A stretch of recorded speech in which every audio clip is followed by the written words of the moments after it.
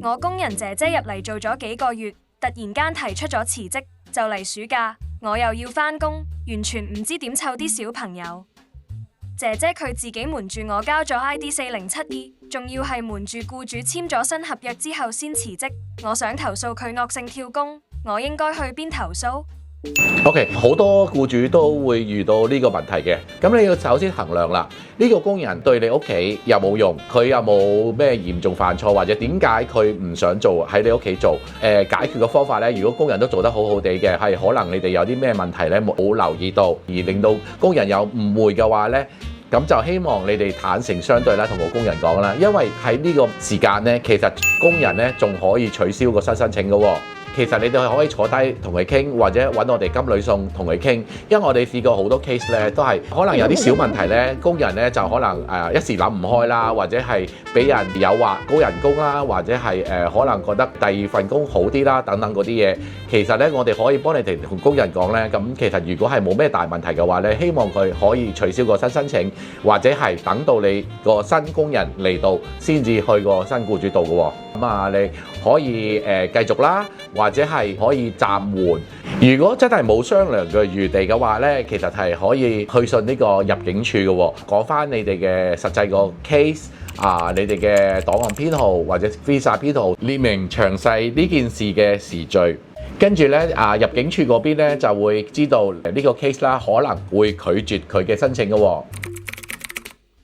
OK， 其實工人姐姐咧辭職之前咧，其實都會有啲反常嘅信號嘅喎，佢可能唔係咁專心做嘢啦，或者係十問九唔應啦，或者係 hea 住做啦，或者長期嗨嘆氣咁啊。其實呢啲小動作咧就已經知道咧佢對呢個工作咧有少少厭惡啦，或者係覺得冇心機留喺度。發現呢個問題之後咧，咁其實你都可以同佢傾下嘅。如果你哋唔知嘅話，你亦都可以揾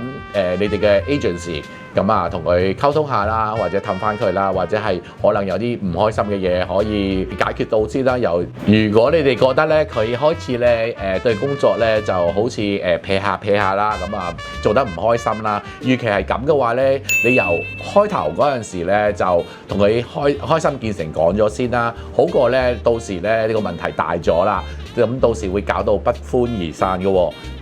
全部問題咧都由小開始化大嘅，咁啊由小事開始做起先啦，係啦。例如咧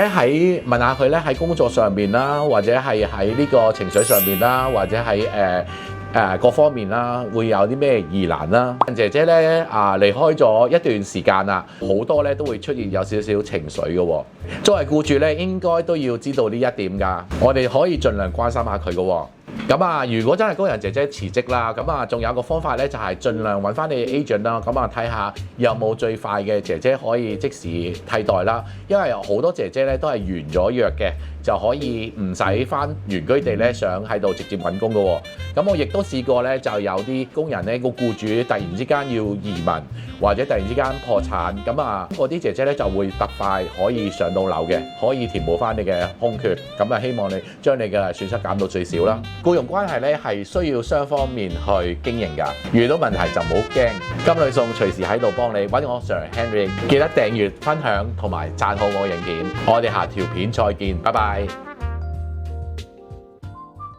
同姐姐溝通對牛彈琴，姐姐成日聽唔明